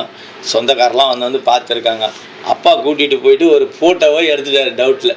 பையன் இது மாதிரி போய்க்க மாட்டான், ஒரே புள்ள செத்துரும் புள்ள, கண்ணெல்லாம் இழுத்துட்டு போயிடுச்சு, ஒன்றுமே இல்லை, எடுத்துகிட்டு போய் போட்டாச்சு. இப்படி போய் படக்க வச்சுட்டாங்க. படக்க வச்சுட்டு எங்கெல்லாம் மந்திரவாதிகள் இருக்காங்களோ இட்டுட்டு போனாங்க. பரிங்கமல்ல ஒரு மந்திரவாதி இருவலாம் தங்க வச்சாரு, எங்களை இருவலாம் தங்க வச்சு என்னென்னமோ காவு கொடுத்தாரு. அவர் புருவத்தாரத்து கூட ரத்தம் விட்டார், காப்பாற்றவே முடியல. அவரும் சொல்லிட்டாரு, விடிய வரல நான் கஷ்டப்பட்டுமா, இது வரல நான் யாருக்கும் இப்படி கஷ்டப்பட்டதே கிடையாது, நான் நல்ல வளர்ந்த மந்திரவாதிமா, யாரோ பெரிய ஆள் பண்ணிட்டு இருக்காங்க, தயவுசெய்து இட்டுட்டு போயிருவான்னு சொன்னாங்க. அப்போ ஜடக வண்டி திரும்ப ஜடக வண்டியில் தூக்கி போட்டு வீட்டுக்கு போயிட்டு வருவாங்க. அப்படியே பணமாக தூக்கிட்டு வந்து வீட்டில் போடுவாங்க. இது இந்த மாந்திரிகத்துக்கு போகும்போது வரும்போதெல்லாம் இந்த மாடெல்லாம் களவாட ஆயிடுச்சு. ஒவ்வொரு மாடுங்களை களவாயிட்டாங்க, நிறைய மாடுங்களை. ஓஹோ. ரெண்டாவது என் மந்திரம் அவங்களுக்கு பாதிக்கப்படுவோம், என்னுடைய பாதிப்பு அங்கே போவோம். மாடு பால் கறக்காம மடி சுருங்கி போச்சு, செத்து போச்சு, வீடே தரிசாயிடுச்சியா. வீடு வந்து ஒரு சாப்பாட்டு கஷ்ட நிலைமை வந்துடுச்சு. ஊர்ல விவசாயத்துல செய்யறதுக்கு அடுத்தபடியான இடம் இருந்து 4 ஏக்கர் விற்றாங்க. வீடை எல்லாம் தோட்டம் துறவெல்லாம் விற்று எனக்கு பார்த்தாங்க. 6 மாசத்துக்கு எல்லாத்தையும் அழிச்சிட்டாங்க. என் தாயார் சொல்றேன், சொத்து எல்லாம் அழிஞ்ச விட பரவாயில்ல, புள்ள உயிரோட இருக்கணும். அது ஒண்ணுதான் பண்ணாங்க, முடியல. எல்லாத்தையும் அழிச்சிட்டாங்க. சாப்பாட்டுக்கு வழி இல்லாம ஆயிடுச்சு. ஒருவேளை சாப்பாட்டுக்கு வழி இல்லாம ஆயிடுச்சு. என் தாய் என் மேல பாசம், என் கால் கீழவே படுத்துட்டு இருப்பாங்க எங்க அம்மா. அப்போ எங்கள் அக்கா வந்து சொல்லம்மா, ஒரு வேளை சாப்பாடு அது சாப்பிடுமா, தம்பி போயிடுச்சுப்பாம்மா. இல்லைம்மா, என் பிள்ளை செத்துரும், நான் சாப்பிட மாட்டேன். அம்மாவுக்கு புரிஞ்சிச்சு, என் பிள்ளை செத்துருமா, பிள்ளை செத்துரும். நான் என் கையை இங்கே வச்சுன்னே இருப்பாங்க, தூங்கும் போதெல்லாம் இங்கே வச்சு பார்ப்பாங்க. என் பிள்ளைக்கு அந்த மூச்சு அடங்கிச்சு, நான் செத்துருவேன், இங்கே காலையிலே செத்துருவேன், நான் இருக்க மாட்டேன் அப்படின்னு சொல்லிட்டு ஓன்னு அழுதுட்டு படுத்துட்டு இருப்பாங்க. எனக்கு அலை வருது. அப்படியே படுத்துட்டு இருப்பாங்க. கொஞ்சம் கொஞ்சமாக அந்த வாழைப்பழம் நசுக்கி கொடுப்பாங்க. கொஞ்சம் கொஞ்சம் அந்த தொண்டைக்குழிக்குள்ளே போவோம். அப்படி முழுங்கி கொஞ்சம் ஜீவிச்சுட்டு இருந்தேன். அதுக்கப்புறம் பல்லு கிட்டிச்சிட்டியா, பல்லெல்லாம் அப்படி கிட்டி போச்சு. சாப்பாடு உள்ளே போக ஒன்றுமே கிடையாது, லிக்விட். அது பிறகு அந்த ஸ்பூனை வச்சு நீக்கி பாலுகள் ஏதாவது லிக்விட் ஊற்றுவாங்க. அது கொஞ்சம் நனையும். அது கண்ணாடி எடுத்து பார்த்தோன்னா இங்கே இவ்வளோ தொழுவில் இருக்கும் என் கண். இந்த எப்படியும் ஒரு 2 இன்ச்சு உள்ளே இருக்கும் கண். அப்படி இழுத்துட்டு போயிடுச்சு. ரொம்ப அகோரமாக இருக்குது, முகமெல்லாம் அகோரமாக ஆகி போச்சு. இப்போ இருக்கிறதுல கால்பாங்க கூட இருந்திருக்க மாட்டேன், அவ்வளோ அகோரமாக ஆகி போச்சு. ஆனால் அப்படி இருந்தவன் அப்படி இருந்தேன். அதன் பிறகு அந்த கண்ணெல்லாம் வலிச்சு பல்லு அப்படியே கிட்டி போச்சு, பேச்சு அடங்கி போச்சு. பேச்சு இல்லை, ஒன்றுமில்லை, கை செய்கை தான். அது பிறகு பாத்ரூம் போனோம்னா கூட யாராவது பிடிச்சிட்டு மட்டும் வந்து படக்க வச்சிருவாங்க. கையில் ஒரு 10 ரூபா கையில் கிடையாது. எந்த விதமான மளிகை சாமானும் வீட்டில் கிடையாது. சாப்பாட்டுக்கு கஷ்டம். இந்த சூழ்நிலையில் அம்மா வந்து ஈர துணியெல்லாம் வயிற்றில் கட்டிட்டு பார்த்துருக்காங்க பசியை கண்ட்ரோல். ஆமாம், என் பிள்ளைக்காக நான் என் உசுறு இழுத்துட்டு இருக்கட்டும், அப்படி இருக்கட்டேன், பிள்ளை சாமான் நான் செத்துருவேன் சொல்லி லாஸ்ட் ஆஃப் மூமெண்ட் வரும்போது எல்லாருக்குமே நெருக்கம் ஓவர் ஆகி போச்சு, சாப்பாடு இல்லாமல். அப்போ அம்மா என்ன சொன்னாங்கன்னா, அக்காவை கூப்பிட்டு, இது கடைசி நேரம், அக்காவை கூப்பிட்டு, நம்ம தோட்டத்தில் அலரி மரம் இருக்குமா, அந்த காயை பறிச்சுட்டு வா, நல்லா அரைச்சி கொலன்னு சொம்பில் எடுத்துகிட்டு வந்து வையேன்னு சொன்னாங்க. வச்சிரு, இப்போ குடிச்சோம்னா தம்பியை பார்க்க வருவாங்க, கண்டுபிடிச்சிருவாங்க. காலம்புற நேரத்தில், அதிகால நேரத்தில் எல்லாம் ஒரு டம்ளர் கொடுத்து தம்பி கொடுத்துலாம். அப்பா எல்லாம் குடிச்சு செத்து போயிடலாமா, ஏதோ ஒரு கார்பரேஷன் யாரையாவது வாரி போய் போட்டுருவோம். நமக்கு ஏதோ ஒரு காரியங்கள் இருக்கிற வீட்டை வைத்து யாராவது பண்ணிட்டு போட்டோமா, நம்ம செத்துட்டு பிறகுன்னு சொல்லி சொன்னாங்க. அதை அரைச்சிட்டு வந்து வைக்கும் போதே எனக்கு ஓன்னு அலை வருது, பேச்சு இல்லை. என்ன அலை வருதுன்னா, அந்த வெங்கல சொம்புல தான் கொண்டு வந்தது யாரு, அக்கா.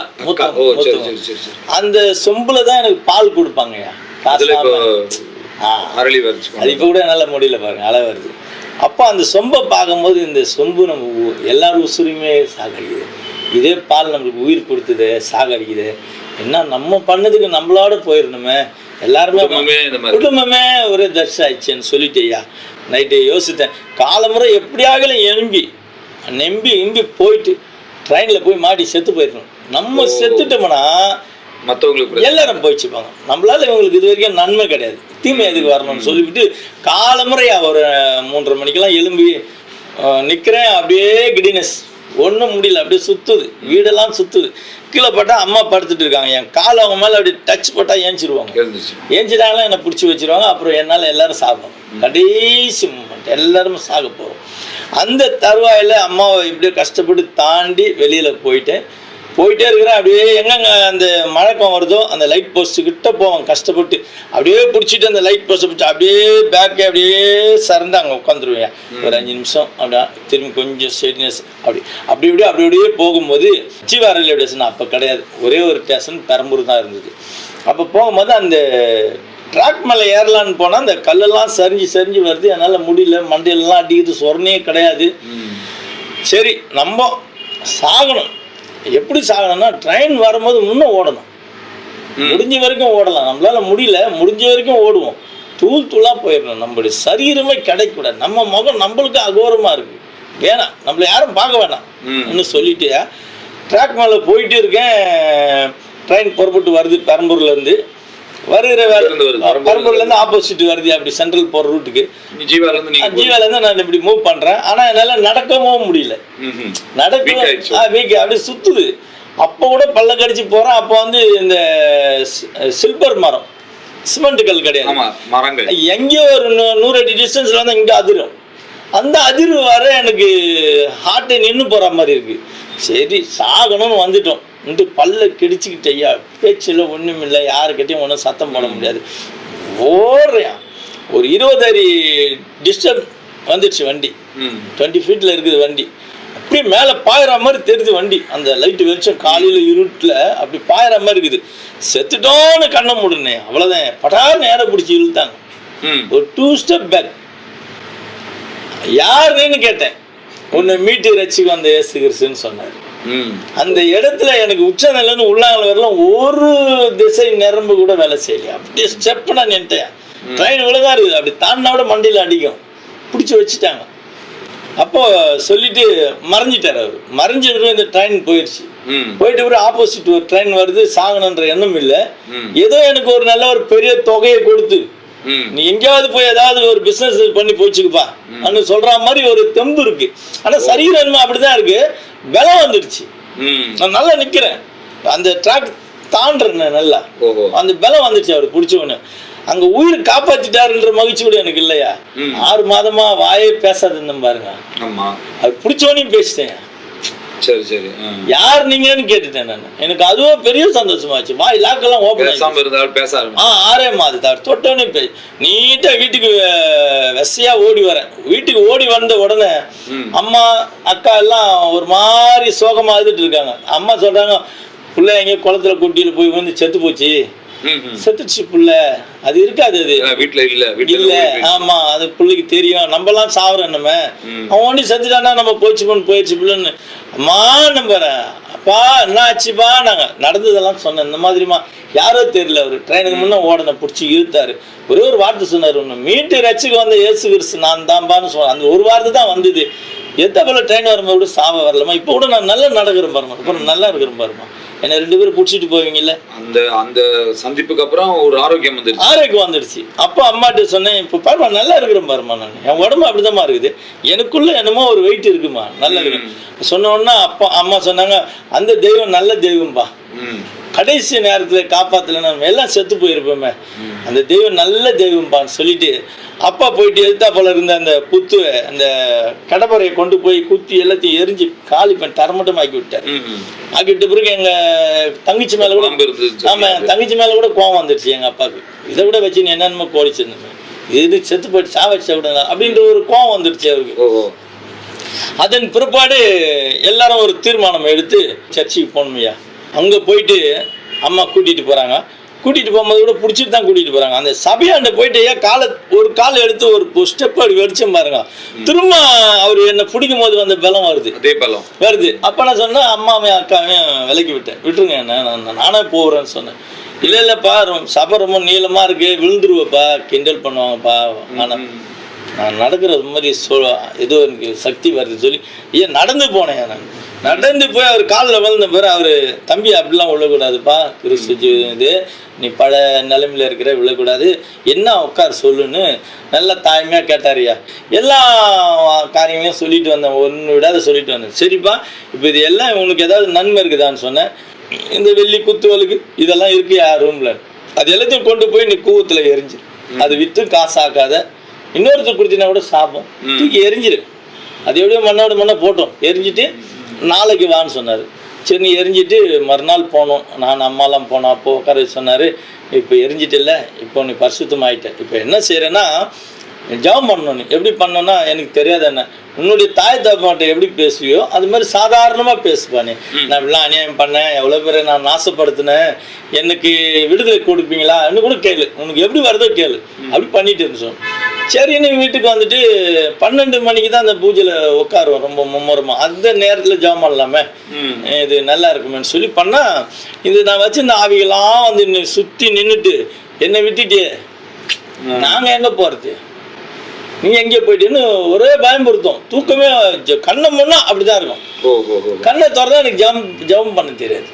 அப்படி ரொம்ப கஷ்டப்பட்டேன். ம். அப்போது ஆவியானவர் என்னோட திரும்ப பேச ஆரம்பித்தார்.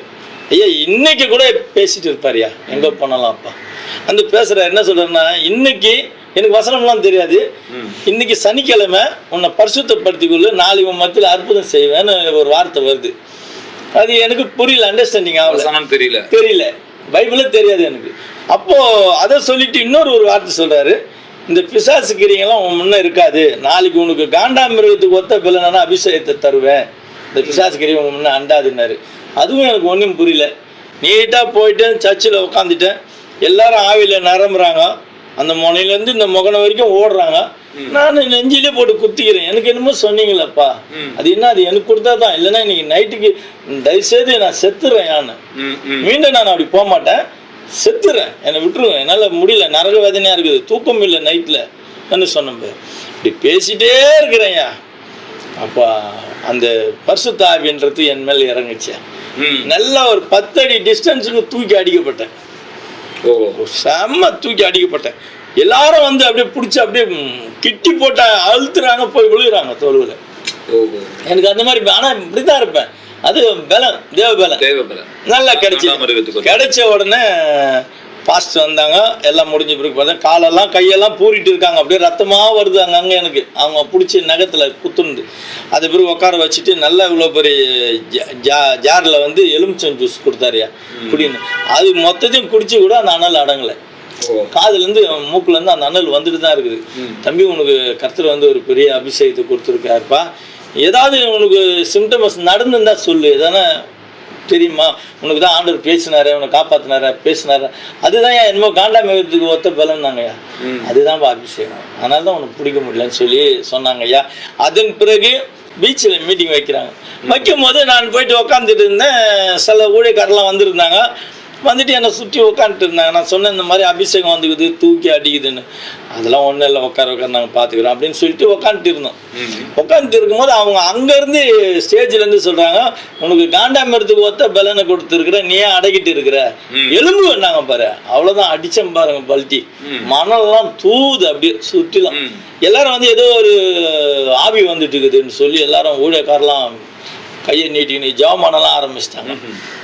அதன் பிறகு அவங்க அங்கேருந்து ஸ்டேஜ்லேருந்து சொல்கிறாங்க, இல்லை ஆவியானவர் பேசுன அந்த சகோதரனர் தான், அவர் மேலே தான் காண்டாமிருகத்துக்கு ஒத்த பலன் இருக்குது, அவர் ஏதோ ஒரு பயங்கரமான பாவத்துலேருந்து வந்திருக்கிறாரு, அவரை கர்த்தர் ரொம்ப நேசிக்கிறாருன்னு சொல்லி சொன்னாங்கய்யா. அதன் பிறகு குடும்பம் முழுவதும் போயிட்டு ஆவிக்குரிய ஜீவத்தில் ஞானஸ்தானம் பெற்று, உங்கள் அம்மா தங்கச்சி எல்லாம் டோட்டல் பண்ணி எல்லாருமே செத்துட்டு இருப்பீங்க. என்னை காப்பாற்றின ஆண்டவர் எல்லாரையும் காப்பாற்றி எல்லாரும் இன்னைக்கு நல்ல வசதி வாய்ப்போடு மெத்த வீடு அப்படின்னு வில்லியாத்துலலாம் இருக்காங்க. கர்த்தர் நல்லா அற்புதமாக நடத்தினார், எல்லாருக்கும் ஜீவனை கொடுத்தாரு, இப்போ பிள்ளை குடும்பம்னு நல்லா அற்புதமாக இருக்கிறோங்க. அதன் வாயிலாக கர்த்தரிடத்தில் நான் முழங்கால் படிட்டேன். எனக்கு என்னையா செய்கிறேன்னு ஒரு 5 வருஷம் சபையில் இருந்தேன். அதன் பிறகு ஆண்டவர் என்னை வெளியில் கொண்டு வந்து சாட்சிகள் சொல்லும்படி போயிட்டு இருந்தேன். அப்படி தான் முதல்ல கொடுத்தாங்க டைம், அப்படி போயிட்டு இருந்தேன். அதன் பிறகு உங்களை கொண்டு கர்த்தர் பயன்படுத்துகிறாருன்னு சொல்லிட்டு மெசேஜ் கொடுக்க ஆரம்பித்தாங்க. அதன் பிறகு ஆவியானவர் வந்து எனக்கு வந்து டெலிவரன்ஸ் கிஃப்ட் கொடுத்தாரு, ஹீலிங் மினிஸ்ட்ரி கொடுத்தாரு, ஹீலிங் கொடுத்து அதன் பிறகு வந்து ப்ராபிஸ் கிஃப்ட் கொடுத்தாரு, தீர்க்கதரிசன கிஃப்ட் கொடுத்தாரு.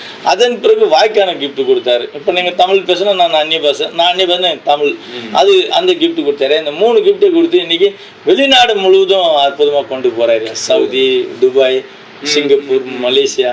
இப்போ தான் மலேசியா போயிட்டு வந்தேன். கர்த்தர் அற்புதமாக நடத்துகிறாரு. செத்து இருந்தால் ஒன்றுமே கிடையாது. 2 பிள்ளைங்க, என் மகன் வந்து மூத்தவன் வந்து சவுதியில் பிளான் இன்ஜினியராக இருக்கார், பி முடிச்சுட்டு. அவர் அங்கேயும் மினிஸ்ட்ரி பண்ணுறாரு, ஒரு கடுமையான ஒரு இடத்துல மினிஸ்ட்ரி பண்ணுறாரு. மகளுக்கு மேரேஜ் பண்ணிட்டோம். இப்போ ஃப்ரீ பேர்டாக ஊழியத்தில் என்ன மாதிரி ஊழியம் உங்களுடையது? எனக்கு எவாஞ்சலிஸ்ட் ஊழியமாக பண்ணிட்டு இருக்கீங்க. ஆமாம், ஹீலிங் மினிஸ்ட்ரின்ற தலைப்பில் பண்ணிட்டு இருக்கீங்க. சரி. என்ன படிச்சிருக்கீங்க? நான் 10th டிஸ்கண்டினியூ ஆகிட்டேன். ஆமாம், அது மேலே போகலையா, அது இந்த வழிபாட்டில் போயிட்டேன். பாதை மாறிடுச்சு, பாதையே மாறி போச்சு வரும்போது. ஆமாம், படிக்கணும், மேலே எல்லாத்தையும் உதறி விட்டாச்சு. நம்முடைய மைண்டே டைவர்ட். நீங்கள் ரட்சிக்கப்பட்டீங்க, ஆண்டவரை சந்திச்சிட்டீங்க, உங்கள் குடும்பம் வந்துட்டாங்கன்னு சொன்னீங்க. ஆமாங்க. நீங்கள் அப்படி வந்த பிறகு, கிறிஸ்துவுக்குள்ள வந்த பிறகு உங்கள் குடும்பத்தார் எப்படி ஃபீல் பண்ணாங்க? அதை அவங்க கிறிஸ்தவங்க அல்லவே. ஆமாய்யா, இது ரொம்ப ஃபீல் பண்ணி எல்லா இடத்துலையும் சொல்லுவாங்கய்யா, நாங்கள் எல்லாருமே செத்து போயிருப்போமே, என் ஒரே வாரிசும் செத்து போயிருக்குமே, அவனை தொட்ட ஆண்டவர் எங்களை அந்த சடன்ல அந்த நேரங்கள்லாம் இப்போ இருக்காங்களா உங்க அம்மா அப்பாலாம்? அம்மா அப்பா வந்து என் கூட ஊழியத்தை செஞ்சுட்டு அப்பா ஒரு 85 வயது, அம்மா ஒரு 75 வயதுல காலமாயிட்டாங்க. ஓஹோ, நல்ல முதுமை. நல்ல கூட ஊழியம் செஞ்சாங்க. உங்க உடன்பிறப்புகள் எல்லாரும் எல்லாரும் சர்ச்சுக்கு போறாங்க, எல்லாம் ஆவிக்குரிய ஜீவிதத்தில் இருக்காங்க. நாங்கள் இப்போ உங்க ஒட்டுமொத்த குடும்பமே ஆண்டவர்கள் இருக்கு. ஆமாய்யா, அது ஒரு சாட்சி. எப்படின்னா நானும் என் சிஸ்டரும் செய்யாறில் உள்ள லேண்டில் நம்மளது சொந்த மோட்டர் பம்பு தண்ணி கிணறு இருக்கியா, அந்த கிணறுல வந்து ஊர் ஜனமே வந்து குளிக்கிறாங்களே, நம்ம குளிப்போமேனு ஒரு ஒரு நற்பாசை. ஆனால் எனக்கு நீந்த தெரியாது, எனக்கு இன்னும் நீந்த தெரியாது. இப்போ என்னுடைய சகோதரி மேலே நிற்க வச்சுட்டு, அம்மா நீ இங்கே நின்றுட்டுரு, நான் போயிட்டு பாறையை பிடிச்சிட்டு சும்மானா அப்படி தலையை காக்கா பாரு குளிச்சுட்டு வந்துடுறேன். தண்ணி பார்த்தா அப்படியே ஐயா தண்ணி பார்க்கும்போது பார்த்துக்கிட்டிங்கன்னா ஒரு 2-3 அடி ஆழம்போல் தான் தெரியும், அவ்வளோ கரை தெரியா போல இருக்கும். உள்ள நிறைய ஆழம்போல் தெரியுது, மினரல் வாட்டர் மாதிரி இருக்கும், மழை தண்ணி. சரின்னு வந்துட்டு அந்த பாறையை பிடிச்சிட்டு இறங்கலான்னு பார்த்தோம் பாருங்க, என் தங்கச்சி வந்து அங்கேருந்து சறுக்கு ஓடி வந்துச்சு. இந்த பாறையிலே சதிக்க இருக்கும் படி, சரிக்கும் என்ன பிடிச்சி 2 பேரும் விழுந்துட்டோம். தண்ணி விழுந்துட்டோடனே என்னை நல்லா இறுக்கி பிடிச்சிச்சு. சரி, அது உயிருக்கு ஆபத்தாகி பிடிச்சிச்சு. அங்கே ஊரில் உள்ளவங்களாம் சொன்னாங்க, ஒரு 3 முறை மேலே வருவீங்க, அதோட அவ்வளோதான் டம் கட்டிடும் உள்ளே போயிடுவீங்க, அதோட செத்து தான் மேலே வருவாங்கன்னு சொன்னேன். ஐயா நல்லா பார்த்தேன், நான் அந்த நிகழ்ச்சியை நல்லா பார்த்தேன். என்ன நல்லா அப்படி பிடிச்சிக்கிட்டு என் தங்கச்சி நானும் அப்படியோ 3 முறை போயிட்டு வந்துட்டு உக்காந்துட்டோம். அப்படியே படியாக நம்ம உட்காந்துற மாதிரி உட்காந்துட்டோம்.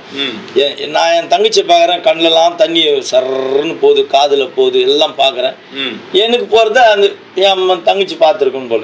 அப்படியே பார்த்துட்டு அப்படியே டம் கட்டி மேலே வர மாதிரி ஆகுதியா, வயிறெல்லாம் உப்புது. அப்போ எனக்கு ஜபமும் தெரியாது, குடிக்க ஆரம்பிச்சிட்டோம். ஜபமும் தெரியாது, ஒன்றும் தெரியாது. ஒரே ஒரு வார்த்தை, அந்த அல்லேலியான்ற வார்த்தை மாதிரி எனக்கு சொல்லலை. அப்போ வாய் திறக்க முடியல, தண்ணி போயிட்டு இருக்கு. அந்த எமோஷன் வந்த மாதிரி வந்ததுயா, ஏதோ ஒரு கரம் வந்து அப்படி புஷ் பண்ணிச்சு என்ன, அப்படியே அப்படி புஷ் பண்ண உடனே எப்போ வந்து நான் எங்கே நின்று இருந்தேன்னா அந்த பாறையில் போய் கையை வச்சுட்டு நிற்கிறேன். அங்க இறங்கும் போது முதல்ல அந்த தங்கச்சி வந்து வலிக்கு விழுந்து அந்த இடத்த பிடிச்சிருக்கேன். அந்த இடத்த பிடிச்சிருக்கும் போது பார்த்துக்கிட்டிங்கன்னா எனக்கு கண் தெரியல. அப்போ கூட மஞ்சள் கலர் ஆகிப்போச்சு, கண்ணெல்லாம் மங்கிடுச்சு, அப்படி செத்து போயிட்டு கண்ணு மாதிரி ஆயிடுச்சு. கொஞ்ச நேரம் அப்படியே கஷ்டப்பட்டேன், எப்படியாவது தங்கச்சியை காப்பாற்றணும்னு சொல்லி கஷ்டப்பட்டு மேலே அப்படியே புறாண்டி ஏறி ஓடி பார்க்குறேன், எங்கேயுமே காணோம், யாருமே இல்லை. ஒரே ஒருத்தர் மட்டும் அந்த கல்குட்டுன்னு வச்சுக்கின்னு சின்ன இது வச்சுட்டு அந்த புல்லெல்லாம் வச்சுட்டு இருந்தாங்க. அப்பா விவசாயம் பண்ணுறவரே எனக்கு குரல் கொடுத்தேன், என்ன மெட்ராஸ்காரேனுங்க, இந்த மாதிரி என் தங்கச்சி கிணத்துல வந்துச்சுப்பா சாவு போய்க்கிற கூட ஒரு ஓடி வந்தார். ஓடி வந்து பொத்துன்னு குதிச்சு அப்படியே உச்சி முடியை பிடிச்சி தூக்கிட்டு வந்தார் மேலே. தூக்கிட்டு வந்து மேலே போட்ட பிறகு உயிரே இல்லை, அதுக்கு ஒன்றுமே இல்லை. அப்படி இப்படி தட்டி கட்டி இப்படி தட்டுறாங்க, ஒன்றுமே சொரணம் இல்லை. கொஞ்ச நேரம் பார்த்து கொஞ்சம் சொரணம் வந்தது. வந்த பிறகு கத்துது, எனக்கு கண்ணே தெரியல, யாருமே தெரியல, எங்கே தீனி போட்டீங்கன்னு கத்துது. அது கண்ணுக்கு சுத்தமாக போயிடுச்சு, எனக்கு ஒரு பாதி போச்சு. இதுக்கு ஆமாம் செத்து போச்சு, கண்ணெல்லாம் செத்து போச்சு. அது பிறகு புஷ் பண்ணி அந்த வாட்டரெல்லாம் வெளியே எடுத்துட்டு பிறகு கொஞ்சம் இதுவாச்சு. கொஞ்ச நேரம் போது கொஞ்சம் மங்களத்தேதமாக கிளியர் ஆச்சுயா. 2 பேரை ஆண்டவர் அங்கே ஆரம்பத்தில் காப்பாற்றினார். இப்போ உங்களுடைய ஊழியத்தில் இப்போ நீங்கள் ஒரு மாந்திரிக பாதையில் இருந்ததுனால, ஆமாங்கய்யா, இப்போ இந்த மாந்திரிகம் இதில் பாதிக்கப்பட்டவங்க கிட்ட உங்களுடைய ஊழியம் அதிகமாக இருக்குமா? அதிகமாக அதுதான் இருக்குது. அதுதான் இப்போ செய்வனில் கட்டப்பட்டவங்க, இந்த கை கால் வந்தவங்கலாம் விடுதலை ஆகிட்டு வராங்க. என்ன அந்த லைனில் தான் அதிகமாக கொண்டுட்டு போகிறாரு பிசாசுகிரியே. ஸோ வந்து எந்த வீட்டுக்குன்னா போய்ட்டு 1 டைம் ப்ரேயர் பண்ணால் போதும்யா, நெக்ஸ்ட் டைம் பிளெஸ்ஸிங் ஆகிடுவாங்க. எந்த வீடனா இருந்தாலும் போயிட்டு ஜாமான மறுநாள் பிளெஸ்ஸிங் ஆகிடுவாங்க. அதே போல் எந்த சபையிலனா போயிட்டு பேசிட்டு வந்தோம்னா அந்த சபையில் என்ன தேவையோ அது சந்திக்கப்படுது. அவங்களும் சாட்சி சொல்கிறாங்க, ஐயா நீங்கள் வந்து போனீங்க. இப்போது செங்கல்பட்டில் ஒரு சர்ச்சுக்கு போனேன், போகும்போது ஓப்பனில் தான் நடத்தின்னு இருப்பாங்களாம், சேர்மனை அடிச்சுட்டு. நான் போகிற அன்றைக்கி செட்டு போட்டிருக்காங்க, ஒரு 1,40,000 செட்டு வாங்கியிருக்காங்க. 2000 பவர் ஆம்பெல்லாம் சும்மா பிச்சு ஒதுருது.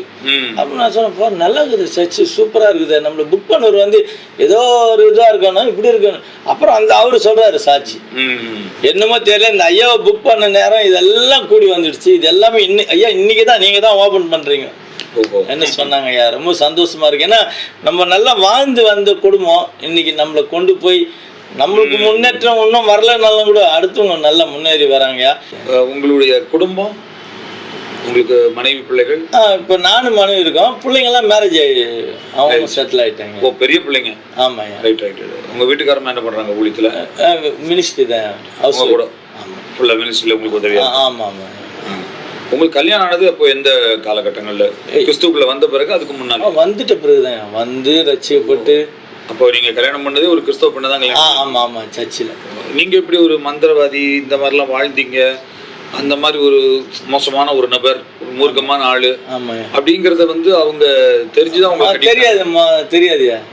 நீங்க யாரும் தெரியாது. நான் அதை அப்படியே சாகடிச்சிட்டேன் அந்த விஷயத்தையே. எனக்கு நம்ம ஊழியம் செய்வோம் அதெல்லாம் எனக்கு அந்த மைண்ட்ல கிடையாது. சபைக்கு போறோமா, சத்தியம் கேட்கறோமா. நீங்க ரட்சிக்கப்பட்ட பிறகு ஆரோக்கியமாயி சபையில விசுவாசியா இருந்தேன். அதனால அதை நான் சொல்லிக்கிறது கிடையாது. ஓஹோ. உங்க வீட்டுக்காரன் பெங்களூர்ல உள்ள? ஆமா. சரி, அவங்க இப்ப நீங்க வந்து இப்படிப்பட்ட ஒரு சாட்சி அவங்க கேள்விப்படும் போது அவங்களுக்கு அதிர்ச்சியா இருக்கு. இப்போ இப்படிலாம் இருந்திருக்கீங்களே எனக்கு தெரியாதுன்னு சொல்லி நானும் சொல்றது கிடையாது எங்கேயும்.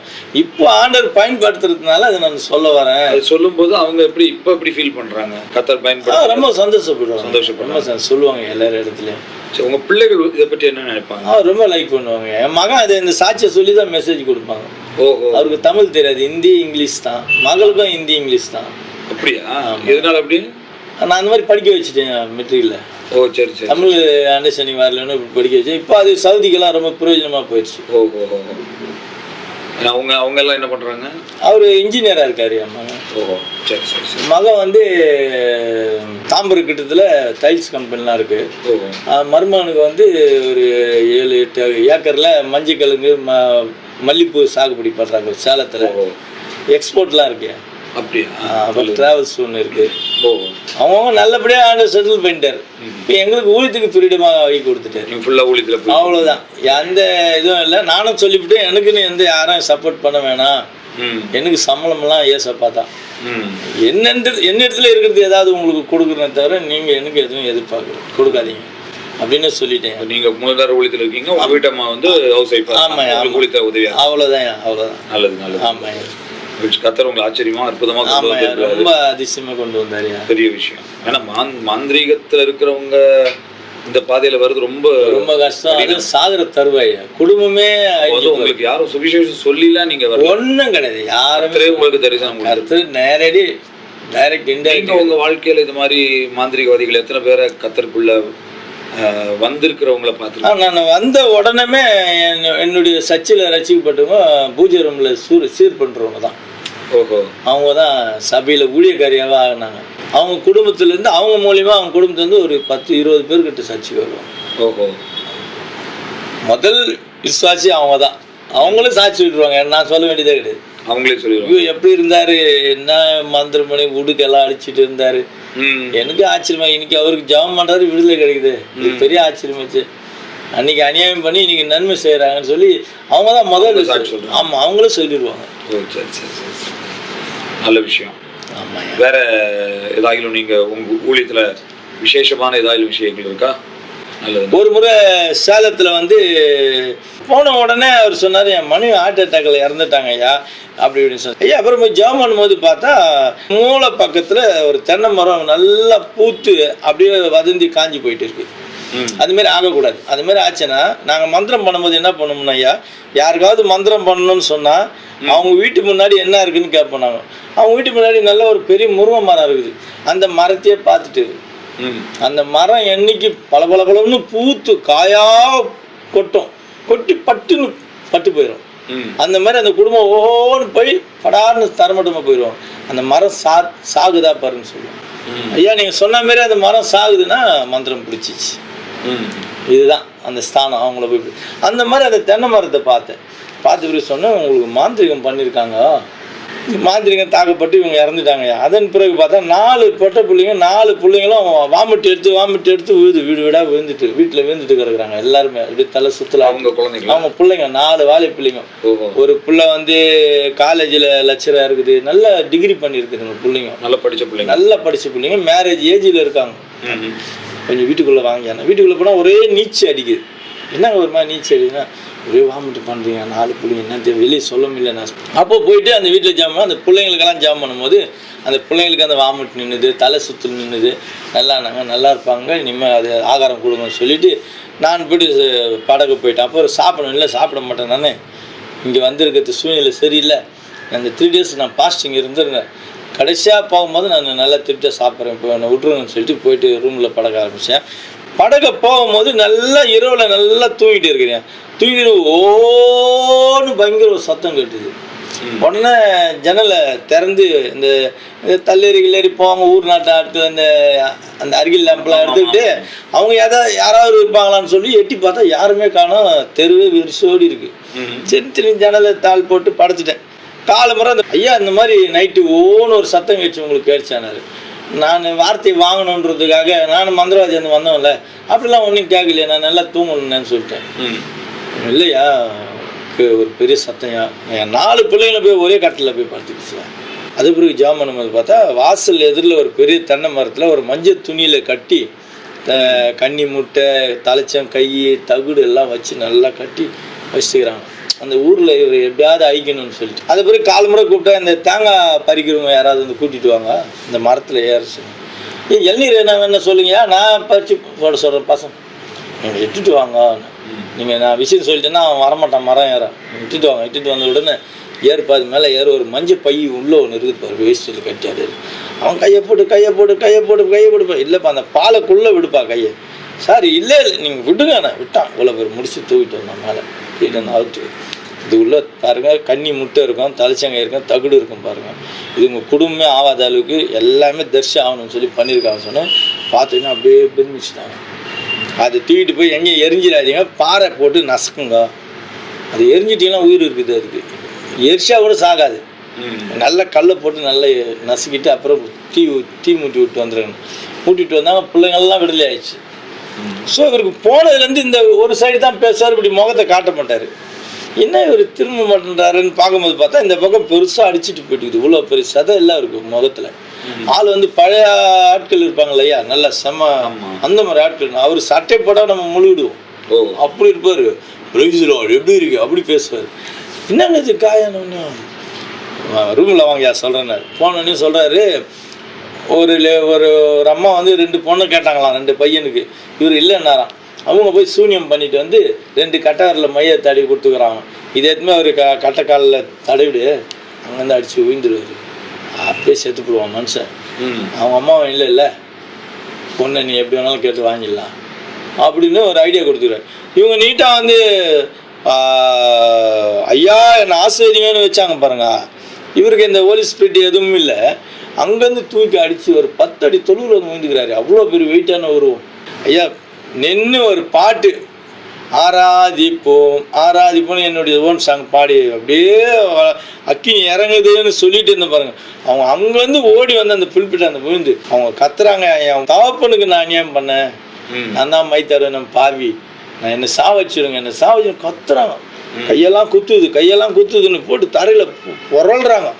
நான் சொன்னேன், நீங்கள் ஒப்பு விடுமா, நீங்கள் விடுதலை ஆகிடுவீங்க, கர்த்தர் உங்களுக்கு விடுதலை ஆகுவார், நீங்கள் சொல்லிட்டீங்களே அந்த பாவ மன்னிப்பு கேட்டீங்கன்னு சொன்னால் பட்டுன்னு பண்ணாங்க. அது பிறகு இவருக்கு அந்த வலி நின்றுச்சு. ரணம் அந்த காயம் இருந்தது, அந்த வலி புடுங்கம்மா அப்படியோ ஏதாவது போட்டு புரண்டிடலாமான்னு பார்ப்பாராம். அப்படி பண்ணுவான். ஏன்னா உயிரை எடுக்கிறது அந்த ஆவி. சீராச்சு, அப்புறம் வீடு சீராச்சு. அதன் பிறகு 4 பிள்ளைகளுக்கும் திருமணம் ஆச்சு. இதில் கடைசி பிள்ளை வந்து காலேஜில் படிக்குமையா.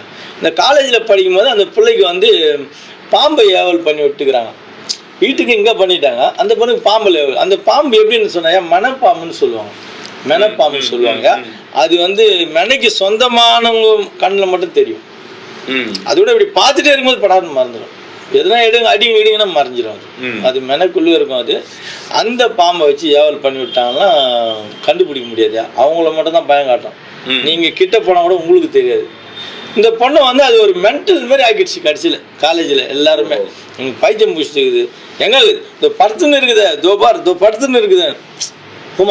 சும்மா நான் டெய்லியே கூப்பிடுறத நான் என்ன கண்ணா தெரியல சார், நீங்கள் வந்து ப்ரொஃபஸர் நீங்கள் பாரு இல்லையே அப்படி சொல்லிட்டுவாங்க.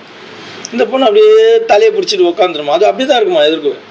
அது பிறகு மறைஞ்சிருமா, அப்படியே பண்ணிட்டு இருக்கேன். இவர் என்கிட்ட சொன்னார் இந்த மாதிரி விஷயம். நான் ஜாம் பண்ணி ப்ரேயர் ஆயில் கொடுக்குறேன், இந்த ஆயிலை கொண்டு போயிட்டு அது எங்கெங்க டவுட்டுக்கு தாங்க தெளிவு சொல்லுங்க, அது அப்படியே நிற்க அடிச்சு போட்டுருவாங்க, மறைய முடியாது, ஆண்டவர் விட மாட்டார். சொல்லி கொடுத்தேன்.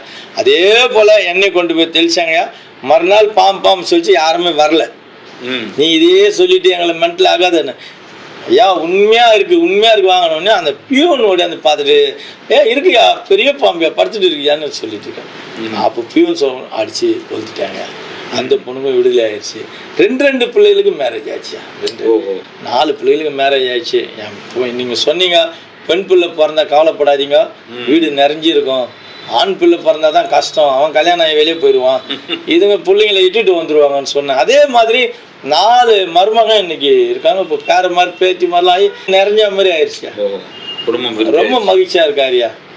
நல்லது, ரொம்ப மகிழ்ச்சி. உங்களுடைய ஊழியத்தை பற்றி கேள்விப்பட்டேன். ஆமாய்யா, சந்தோஷம். கண்டிப்பா. இப்போ நீங்க ஒரு இந்த நிறைய பேர் இப்போ பார்த்தீங்கன்னா சபைகளுக்கு போறவங்க கூட ஆமாய்யா நிறைய பேர் இந்த மாந்திரிக விஷயங்கள்ல இன்னும் கூட நம்பிக்கை இல்லை. ஆமா கரெக்ட். ஆமா, பைபிள் சொல்லுது இஸ்ரவேலுக்கு விரோதமான குறி சொல்லுதலும் இல்லை மந்திரவாதம். ஆமா. ஆனால் நிறைய பேர் பார்த்தீங்கன்னா சபைக்கு வர்றாங்க, ஆனால் அது மாதிரியும் கொஞ்சம் நம்பிக்கை இருக்கு. சில பேருக்கு பயம் இருக்கு, நமக்கு அந்த இதெல்லாம் தாக்கிரும், பிரச்சனை பண்ணிடும். அப்படிப்பட்டவங்களுக்கு நீங்க என்ன சொல்வீங்க? அதுதான் அவங்க மனப்பூர்வமா ஒப்பு கொடுக்காதனால வர பிரச்சனை. அது தீர்மானமா ஆண்டவர் தான் வந்துட்டாங்கன்னா அதை வெறுத்துருவாங்க. இவங்க 2ஆம் கட்டமா இருக்காங்க.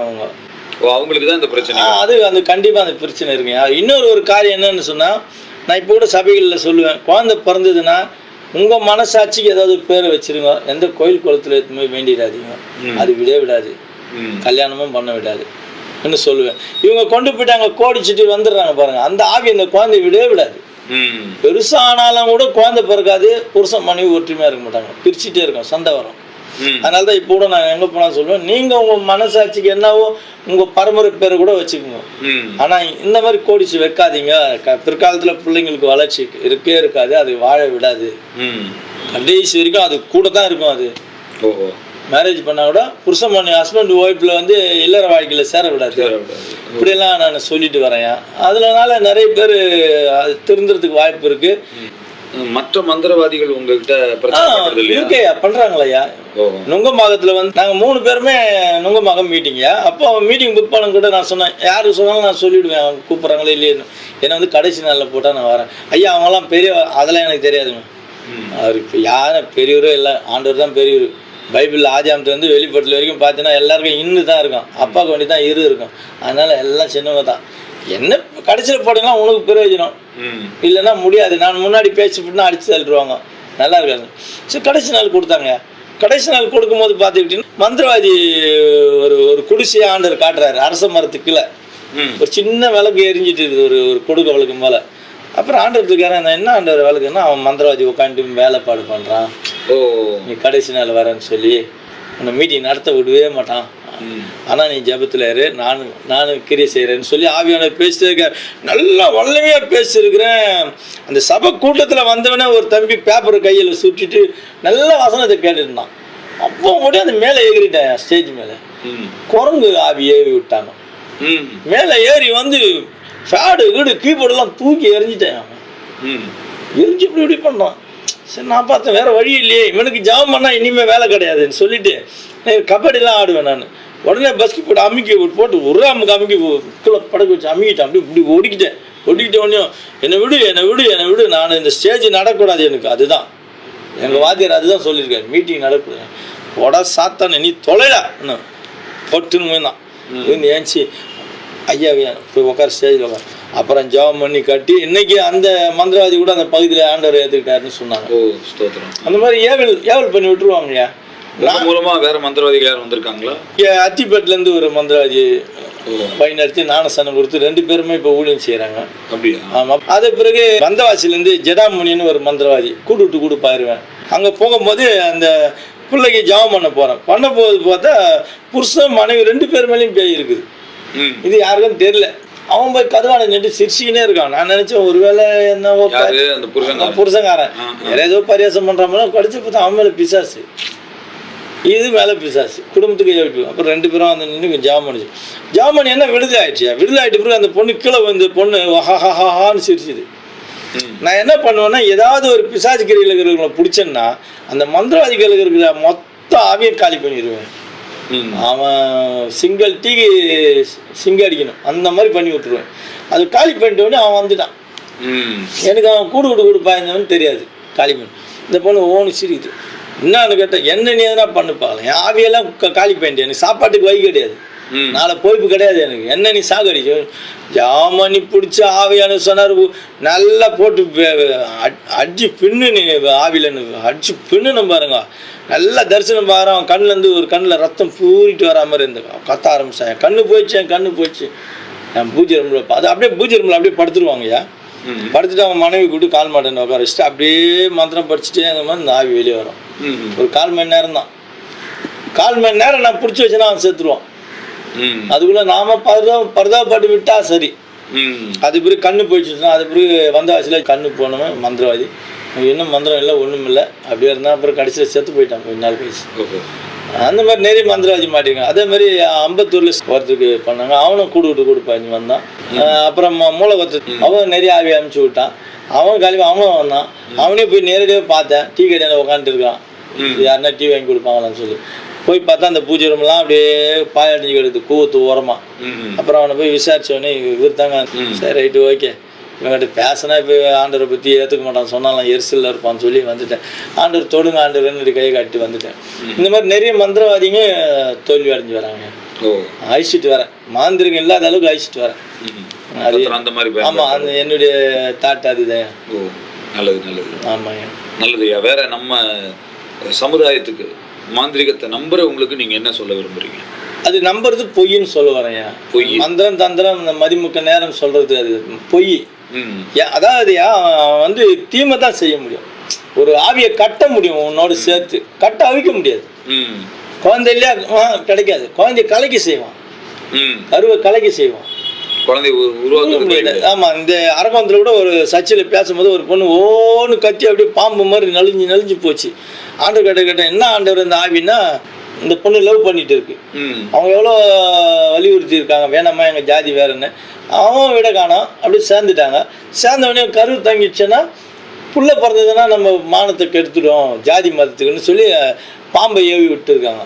அந்த பாம்பு ஏவி விட்டாங்கன்னா வயிற்றுக்குள்ளே வந்துட்டு அந்த கருவை தின்னுட்டு இருக்கும். அதுக்கு மெயினாக அந்த கன்னி முட்டை அந்த கரு இதுதான் அதுக்கு பிடிக்கும். அப்போ அப்புறம் ஜெபம் பண்ணும்போது அது சொல்லுது, இந்த மாதிரி அனுப்பிச்சி விட்டாங்க ஆவியை, நான் தான் அது, ஒரு குழந்தை கூட பிறக்காது, இப்போ கூட வயிற்றுல நிற்கிறத கழிச்சிடுவேன். நான் சொன்னேன் இன்னிலேருந்து டேட்டு கொடுக்குறோம், அந்த பொண்ணு குழந்தை பற்றி எடுக்கும், நீ கிளம்பி போன அப்புறம் ஓன்னு பத்து வந்துச்சு. அந்த பிள்ளை கிட்ட சொன்னால் நல்லா பாதுகாப்பாக இருக்குமா, சொந்தக்காரன் கேட்ட கூட நீ முழுவாது இருக்குன்னு சொன்னாங்க. ஏன்னா ஒன்று வந்து கண்ணோட்டம் பண்ணுவாங்க, மந்திரம் பண்ணோம்னா ஒரு ஆளை விடுவோம், நாங்கள் அந்த ஃபேமிலிலேருந்து ஒரு ஆளை விடுவோம், அவரை வந்து பார்த்துட்டே இருன்னு அவங்க எப்படி இருக்காங்க பாரு அவங்க ஸ்தானத்தைன்னு சொல்லுவோம். அதனால ஒருத்தர் வாட்ச் பண்ணுவாங்கம்மா, நீ என்ன பண்ண யாருக்கிட்டையும் சொல்லுவேன், வீட்டில் கூட அம்மா கிட்ட கூட சொல்ல வேணாம், ஒன்றும் இது ஒன்றும் பெரிய சாதனை இல்லை, ஒரு 5 மாதம் ஆனால் தன்னால தெரிய போகுது, அப்புறம் வாய்க்க முடியாது. அந்த குறிப்பிட்ட காலம் அந்த காலத்துக்குள்ள அந்த கருன்ற மொத்தம் கலைக்க முடியும். குழந்தை உருவாயிடுச்சுன்னா அப்பா என்ன வேதம் சொல்லுது, தாயில் கருவில் வந்து குழந்தை உருவாகிறது தான் தாய்க்கு தெரியும், குழந்தைக்கு எலும்பு வளர்றது தெரியுமான்றாரு, எலும்பு ஆவியானவர் வளர்க்குது, அது மேற்பட்டு ஒன்றும் தொட முடியாது. ஒரு 5 மாதம் தப்பிச்சு அப்புறம் நல்லா இருக்காங்க அவங்க. அந்த மாதிரி நிறைய மாந்திரி காட்டில் விடுதலை ஆகிருக்காங்க, விடுதலை ஆகி ஆண்டவரை ஏற்றுட்டு இருக்காங்க, நிறைய குடும்பங்கள் ஏற்றுட்டு இருக்காங்க. மகிழ்ச்சி, ரொம்ப சந்தோஷம். ஆமாம், நல்லபடியாக ஒரு நல்ல ஒரு சாட்சியை நம்ம ரெக்கார்ட் பண்ணிட்டோம். ஆமாய்யா, கர்த்தருக்கு மகிமை.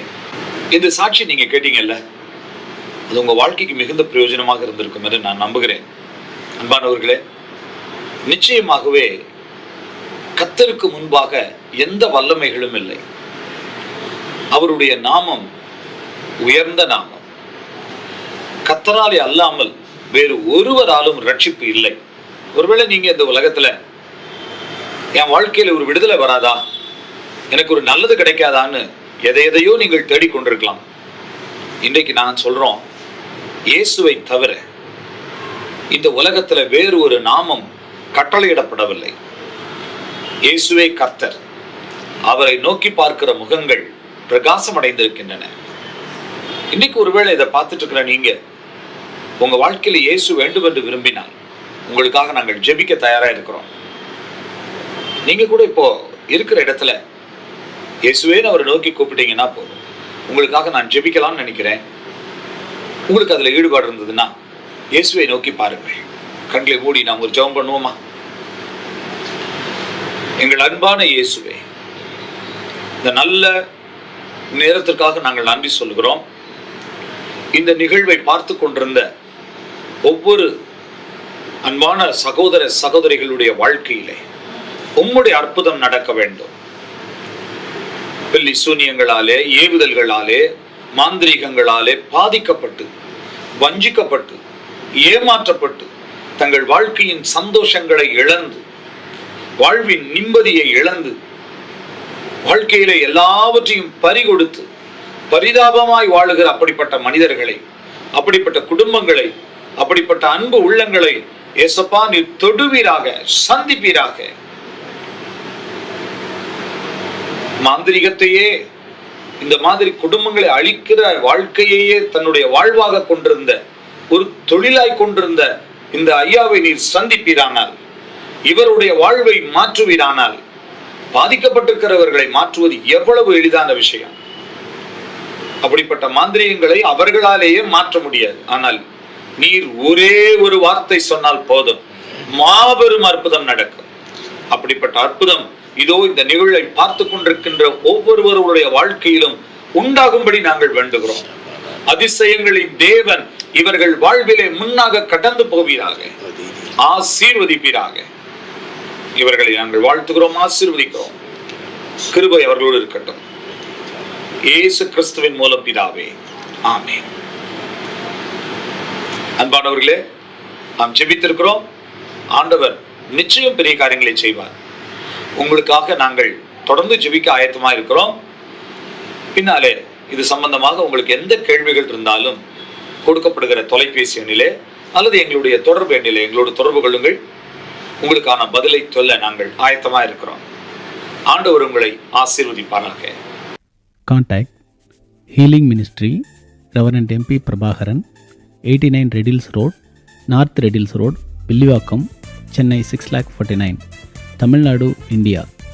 Email Reverend MP Prabhakaran j@gmail.com. For prayer, call 90945 6005. SMS and WhatsApp 91764 65353.